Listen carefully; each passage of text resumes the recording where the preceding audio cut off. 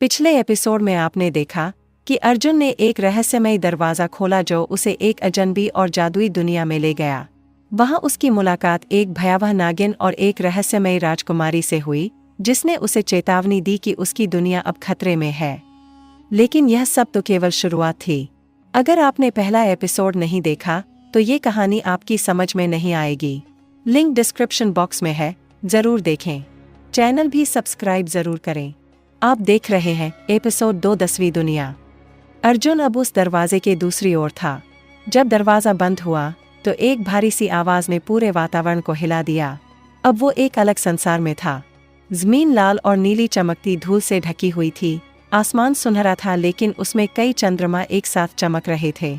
हवा में जादू की सुगंध थी और दूर से आवाज़ें आ रही थीं जो इंसानी नहीं लगती थीं। अर्जुन ने चारों ओर देखा। कहीं ऊंचे पेड़ों पर चमकीले पक्षी बैठे थे जो बोल सकते थे। कहीं जादुई नदी बह रही थी जिसमें आग और पानी साथ साथ बहते थे। अर्जुन यह सब देखकर हैरान था, लेकिन भीतर कहीं डर भी था। तुम यहाँ कैसे पहुँचे? एक भारी आवाज़ ने अर्जुन को चौंका दिया। अर्जुन ने पलट कर देखा। एक बहुत बड़ा, भारी भरकम प्राणी खड़ा था जिसकी ऊंचाई लगभग 2 इंसानों के बराबर थी। उसके कान लंबे थे, शरीर पत्थर जैसा और आंखें चमकती हुई। मैं अर्जुन हूँ, राजा अनंतवीर का पुत्र। मैं गलती से इस दरवाजे से आ गया हूँ। क्या तुम मुझे वापस जाने में मदद कर सकते हो? अर्जुन ने साहस दिखाते हुए पूछा। वापसी? अब तुमने दरवाज़ा खोल दिया है, अब तुम्हें पहली परीक्षा पास करनी होगी, उस प्राणी ने कहा और अचानक उसकी आंखें चमक उठीं।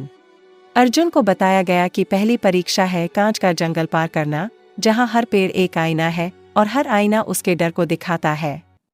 वो जंगल के अंदर गया। वहाँ हर ओर आईनों के पेड़ थे। जैसे ही वो एक पेड़ के पास पहुंचा, उसमें उसे खुद की एक भयानक छवि दिखी। खून से लथपथ, हारता हुआ, रोता हुआ अर्जुन। तुम कमजोर हो, तुम कभी इस दुनिया से नहीं निकल सकते, आईने ने कहा। लेकिन अर्जुन ने आंखें बंद की, अपनी माँ की बातें याद कीं। डर से लड़ना ही सच्चा साहस है। उसने खुद को संभाला और एक एक करके उन सब पेड़ों को पार किया। हर आईना उसे तोड़ना चाहता था, लेकिन अर्जुन के हौसले ने उन्हें पीछे छोड़ दिया। आखिरकार वो जंगल से बाहर निकल आया। जैसे ही अर्जुन बाहर आया, वही रहस्यमयी राजकुमारी सायरा उसे फिर से मिली। इस बार वो अकेली नहीं थी, उसके साथ कुछ सैनिक थे जिनके शरीर अर्धमनुष्यों और अर्धसापों जैसे थे। सायरा ने कहा, मैं जानती हूँ तुम क्यों आए हो, लेकिन तुम्हें ये जानना होगा कि ये सब क्यों हुआ। सायरा ने अर्जुन को एक क्रिस्टल दिया जिसमें उसे उसका अपना भविष्य दिखा। उसका राज्य जल रहा था, उसके माता पिता कैद में थे और वो खुद इस दुनिया में फंसा हुआ था। तुम्हारे राज्य ने कभी इस दुनिया के संतुलन को बिगाड़ा था। अब जब तुम यहाँ हो, तुम्हें उसे सुधारना होगा।